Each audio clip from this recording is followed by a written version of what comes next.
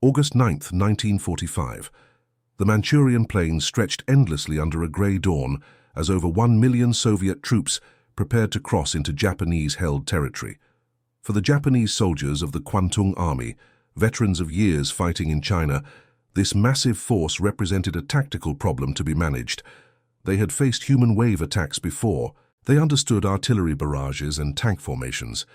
What kept Lieutenant Hiroshi Yamamoto awake at night, however, was not the prospect of facing this continental army. It was the memory of 5,000 United States Marines he had observed during a brief posting to the Pacific Islands 3 years earlier. That smaller force terrified him in ways that no number of Soviet soldiers ever could. Before we dive into this story, make sure to subscribe to the channel and tell me in the comments where you're watching from. It really helps support the channel. This is the story of how psychological warfare, technological superiority, and a completely alien approach to combat created a fear so profound that Japanese military leadership would rather negotiate with an army of 1 million than face another island assault by a Marine division that could fit inside a single sports stadium. Lieutenant Yamamoto had joined the Imperial Japanese Army in 1938, full of confidence in the superiority of Japanese martial spirit.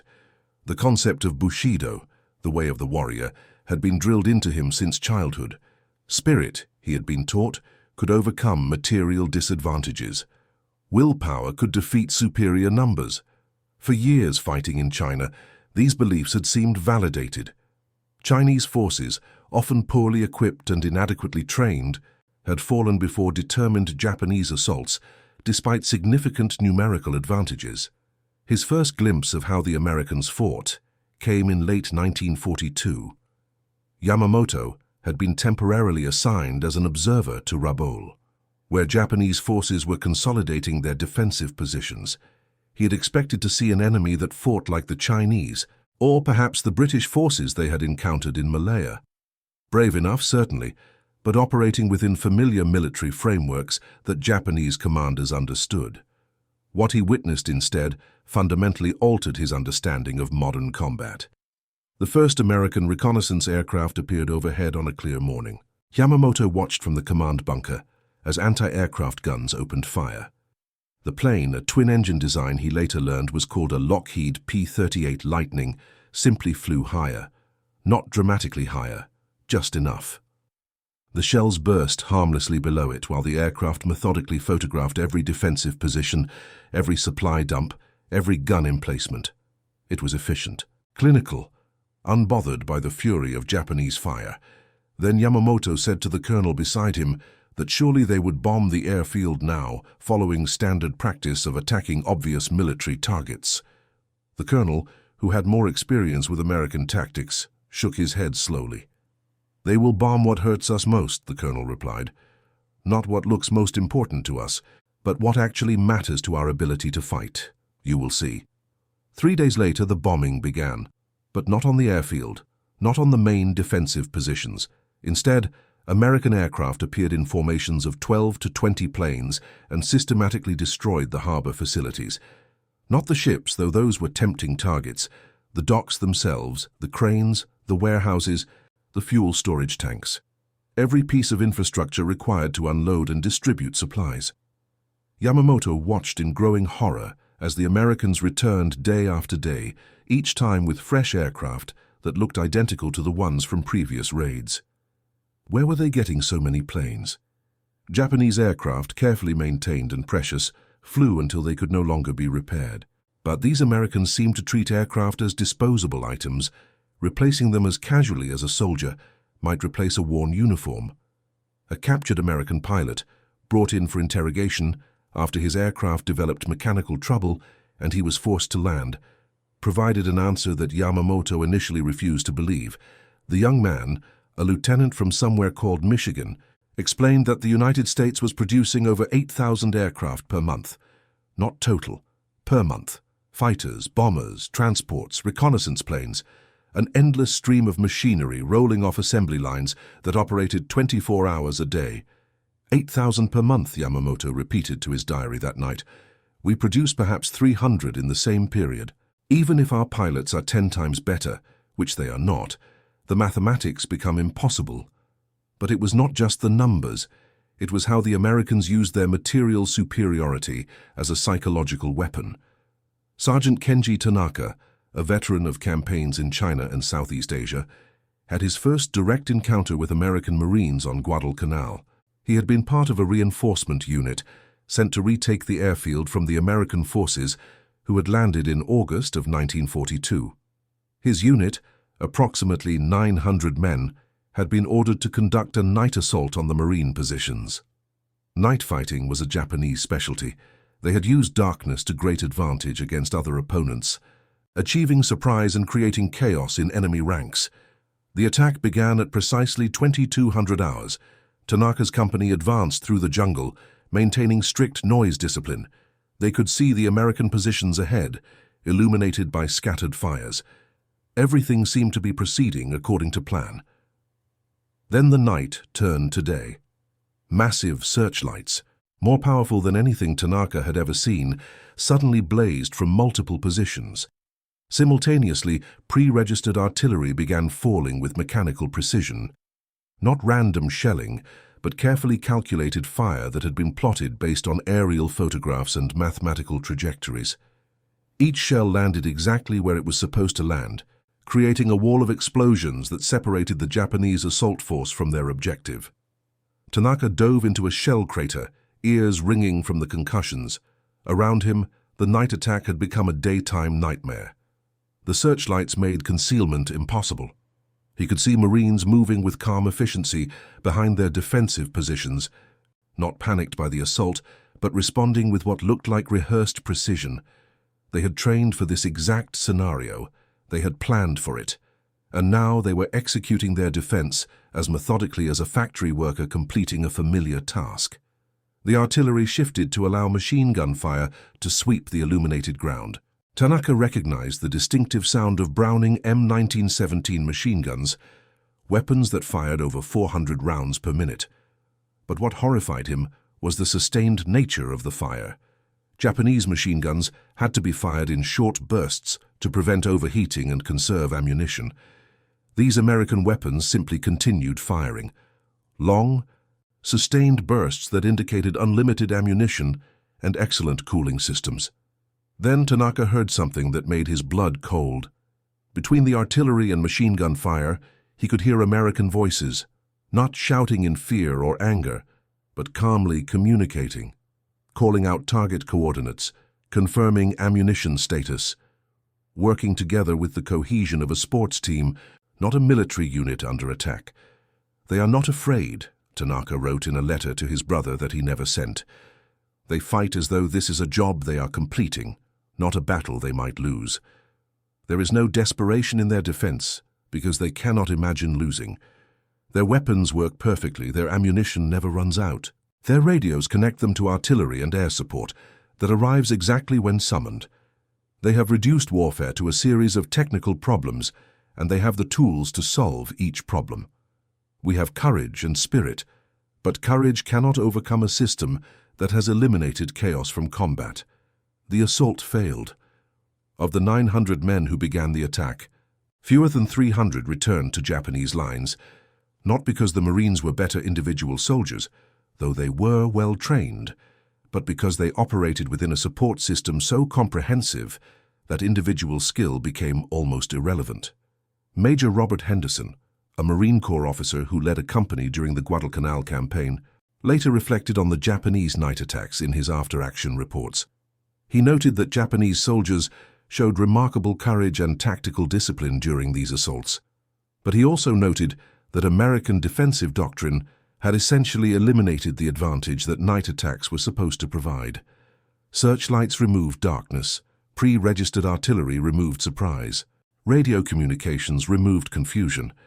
The psychological impact of charging into what should have been chaos, only to find an orderly, well-lit defensive system, was devastating to Japanese morale.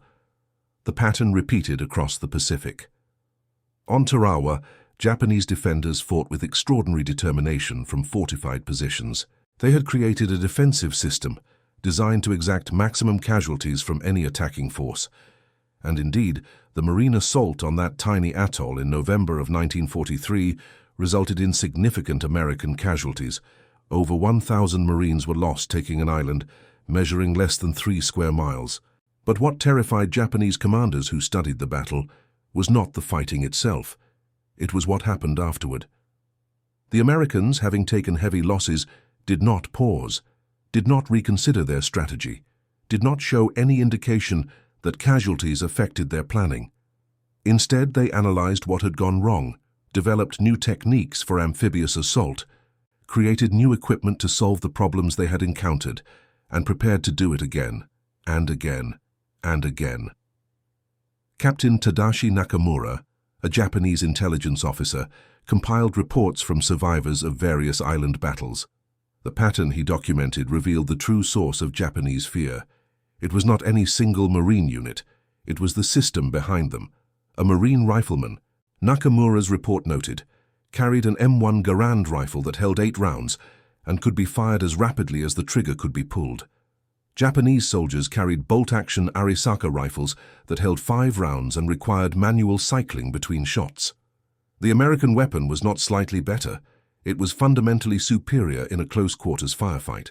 Behind that rifleman stood a system of support that Japanese forces could not match. Each Marine division included organic artillery, engineers, medical support, and logistics units. When Marines assaulted a position, they could call upon naval gunfire from offshore ships carrying guns that ranged from 5 inches to 16 inches in diameter. They could request air support from carriers that operated dozens of aircraft. They could count on medical evacuation for wounded personnel, with field hospitals equipped better than most Japanese civilian hospitals. Most importantly, they could depend on resupply, always, without fail. The logistics system that supported American forces in the Pacific was itself a weapon more powerful than any gun. Ships arrived on schedule carrying food, ammunition, medical supplies, replacement equipment, mail from home, and every other necessity for modern military operations. This certainty of supply allowed American commanders to expend ammunition freely. Japanese commanders, in contrast, had to carefully husband every shell and bullet because resupply was uncertain at best. Private First Class James Wilson, a Marine from Texas who fought on multiple Pacific islands, later described the psychological impact of having unlimited supplies. He recalled that during the assault on Peleliu, his unit expended more ammunition in a single day than an entire Japanese regiment would receive in a month. Machine gunners fired at suspected positions whether they could see the enemy or not, simply suppressing areas where Japanese soldiers might be hiding. Artillery batteries fired preparation barrages that pulverized defensive positions before infantry even approached. Naval guns reduced fortified bunkers to rubble. "We did not fight fair," Wilson said decades after the conflict ended. "We fought with overwhelming force applied systematically. If there was a cave that might contain enemy soldiers, we did not send men to investigate. We sealed it with explosives or burned it out with flamethrowers. If there was a ridge that might hide defenders, we shelled it until nothing could survive there. We accepted that this meant wasting ammunition on empty positions because ammunition was cheap compared to American lives. The Japanese could not understand this calculus because for them, ammunition was more precious than soldiers." Lieutenant Yamamoto, who had observed the American system at Rabaul, was eventually transferred back to Manchuria to help prepare defenses against the expected Soviet offensive. The contrast between preparing for Soviet attack and remembering American tactics created a cognitive dissonance that he struggled to resolve. Soviet forces operated on a continental scale, massive armies supported by thousands of tanks and artillery pieces. The numbers were truly overwhelming, with some Soviet divisions numbering over 15,000 men each. Intelligence reports indicated that the Soviet force gathering on the Manchurian border included over 5,000 tanks and over 26,000 artillery pieces. It was a force designed to overwhelm through sheer mass. Yet Yamamoto found himself less afraid of this enormous army than he had been watching 5,000 Marines methodically reduce Japanese positions on Pacific islands. The Soviets, for all their numbers, fought in ways that Japanese doctrine understood. They relied on mass and speed. They accepted casualties as inevitable. They operated with the same kind of supply constraints that affected Japanese forces, just on a larger scale. They were, in essence, fighting the same kind of war the Japanese understood, just with more resources. The Marines fought a different war entirely. A war where industrial capacity replaced individual courage, where systematic planning eliminated the role of chance, where technology and logistics created a combat environment so controlled that Japanese tactics, developed over decades, simply became irrelevant. A Soviet artillery barrage, even a massive one, eventually ended when the ammunition ran out or when forces advanced beyond the range of their guns. An American artillery barrage continued until the forward observer confirmed that the target no longer existed. That difference, subtle on paper, was psychologically devastating in practice. Colonel Mikhail Volkov, a Soviet officer who participated in the August 1945 offensive into Manchuria, later wrote about the campaign from the Russian perspective. He noted that Japanese resistance, while determined, followed predictable patterns. Defensive positions were fought for stubbornly, then abandoned when flanked. Supplies were carefully managed. Retreats were conducted in reasonable order. The Japanese feared the Soviet advance, certainly, but they understood it. It was warfare conducted according to principles both sides recognized. Volkov also noted something curious in interrogations of Japanese prisoners.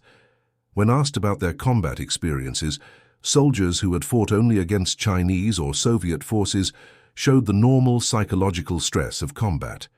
But soldiers who had previously encountered American forces showed what Volkov described as a different kind of trauma. Not fear of death, which all soldiers experienced, but fear of futility. The sense that nothing they could do would matter against the systematic destruction that American forces brought to bear. One Japanese officer, captured during the Soviet advance, explained it to Volkov in terms the Russian colonel struggled to understand. Fighting the Soviets, the officer said, was like facing a storm. Dangerous, certainly. Deadly, absolutely. But a natural phenomenon that could be endured, sheltered from, perhaps even outlasted. Fighting the Americans was like facing a machine designed specifically to dismantle everything you built, and that machine could not be stopped, could not be tired, could not run out of fuel. It simply continued operating until its task was complete. The industrial capacity that supported American forces in the Pacific represented a fundamental shift in how warfare functioned.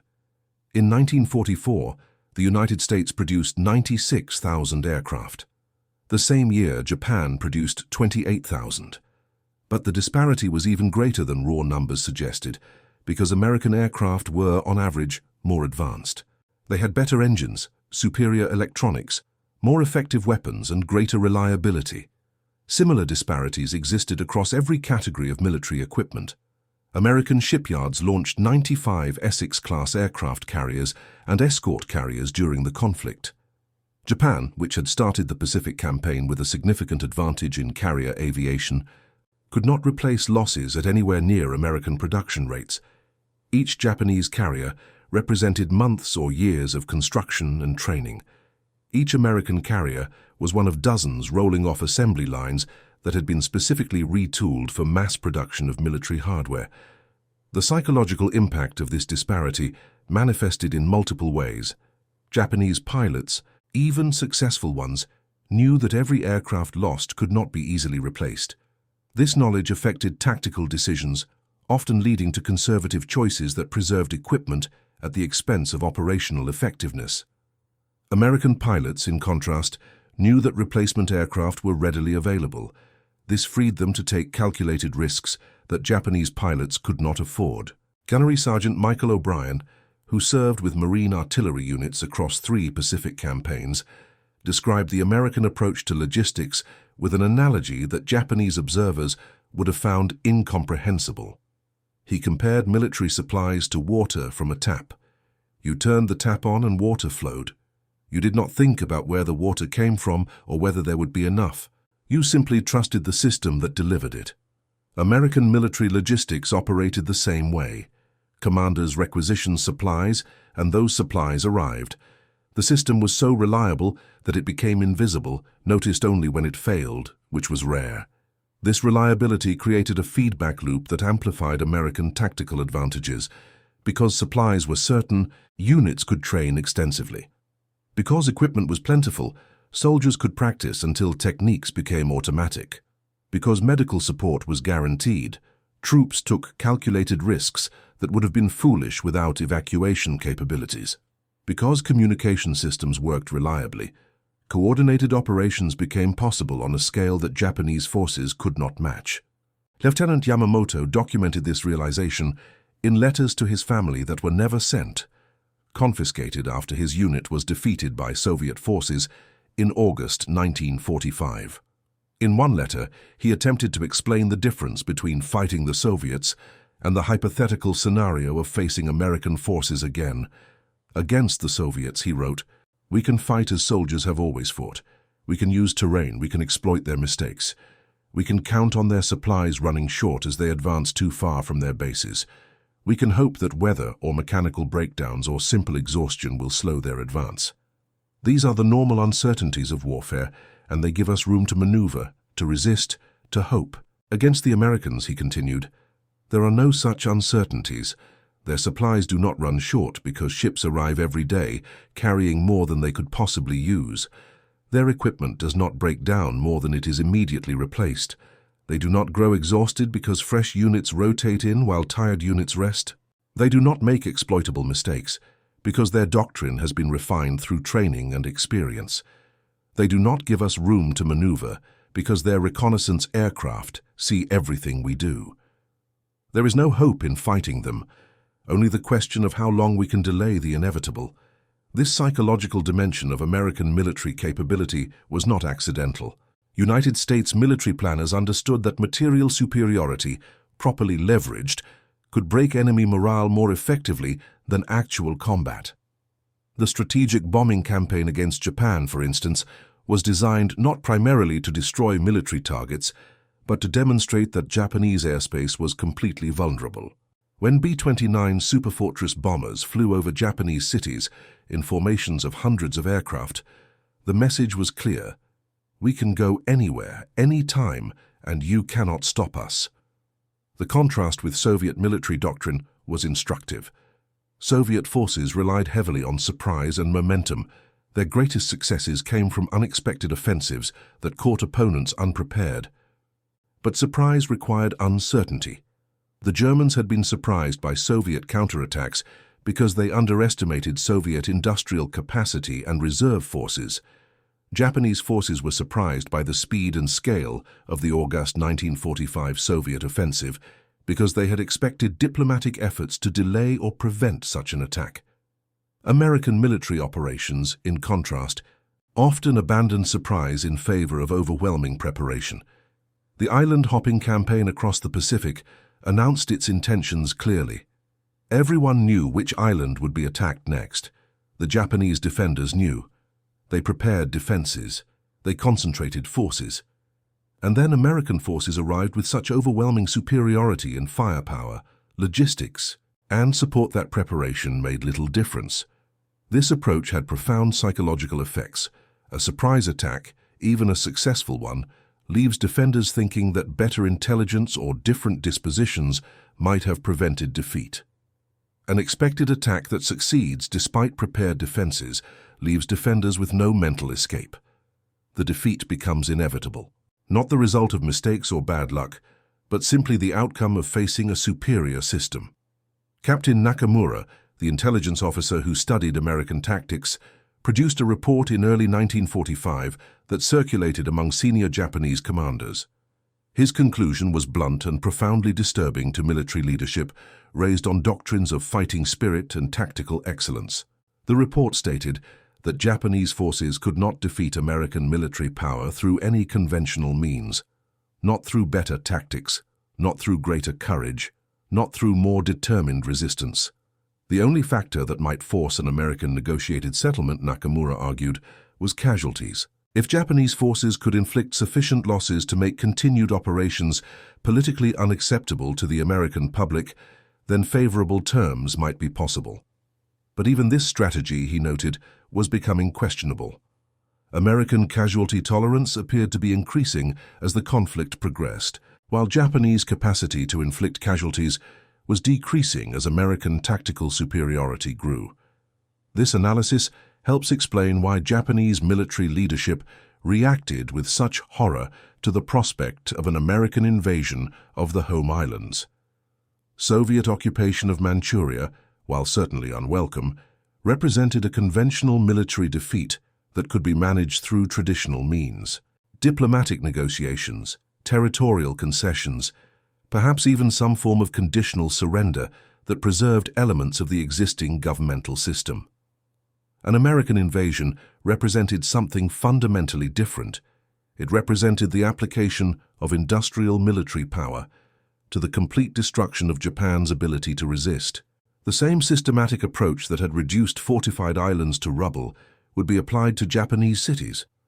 The same logistics system that had supported operations across thousands of miles of ocean would support an invasion force larger and better equipped than anything previously assembled. The same doctrine that had turned island defenses into futile gestures would be used against defensive preparations on the home islands. The fear this prospect generated was not irrational. It was a calculated assessment based on years of observing how American forces operated. When 5,000 Marines assaulted an island, that assault was backed by a fleet of dozens of ships, hundreds of aircraft, thousands of tons of supplies, and a logistics system that treated the entire operation as a solved problem requiring only execution. When 1 million Soviet soldiers advanced into Manchuria, that advance was an impressive demonstration of military might, but it operated under constraints that Japanese commanders understood. Supply lines stretched, maintenance demands accumulated, casualties mounted.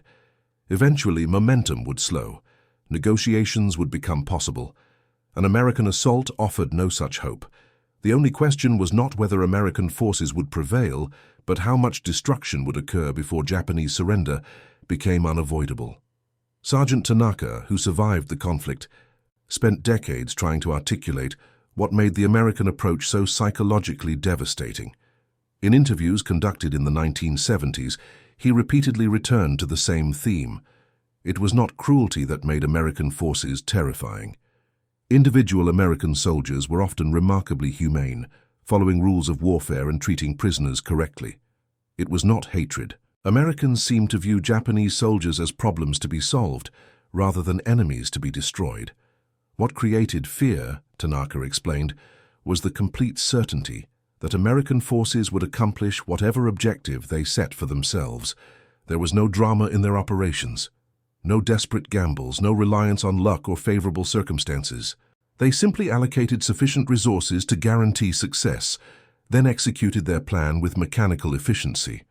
Fighting against such an enemy meant accepting that defeat was predetermined. You could make the process more expensive for them. You could delay the inevitable, but you could not change the outcome. This certainty was perhaps the greatest weapon in the American arsenal. It transformed combat from a contest between opponents into an administrative process of reducing Japanese defensive positions to rubble and accepting the surrender of survivors. It removed hope, which was more demoralizing than any physical hardship. Soviet forces, for all their numerical superiority, never created this psychological environment. They could be resisted. Their attacks could be slowed. Their supply lines could be threatened. They operated within a military framework that Japanese officers understood, even if they could not match Soviet resources. There remained room for tactical excellence, for exploiting mistakes, for hoping that circumstances might shift favorably. American military doctrine eliminated that room. It reduced warfare to a question of industrial capacity and logistical efficiency. And in those domains, the disparity was so vast that military skill became nearly irrelevant. When Japan finally surrendered in August 1945, the decision was influenced by multiple factors. The Soviet entry into the conflict certainly mattered, demonstrating that Japan now faced enemies on all fronts. The atomic demonstrations at Hiroshima and Nagasaki provided a compelling justification for surrender that allowed Japanese leadership to frame the decision as bowing to unprecedented weapons rather than conventional defeat. But for many Japanese soldiers who had observed American military operations, the decision was simply an acknowledgement of reality. The Americans could have accomplished the same outcome without atomic weapons. It would have taken longer. It would have cost more lives on both sides, but the industrial and logistical machinery that supported American forces would have ground Japanese resistance to nothing through conventional means. The Soviet Union could field millions of soldiers, but those millions operated under the same constraints that limited all conventional armies.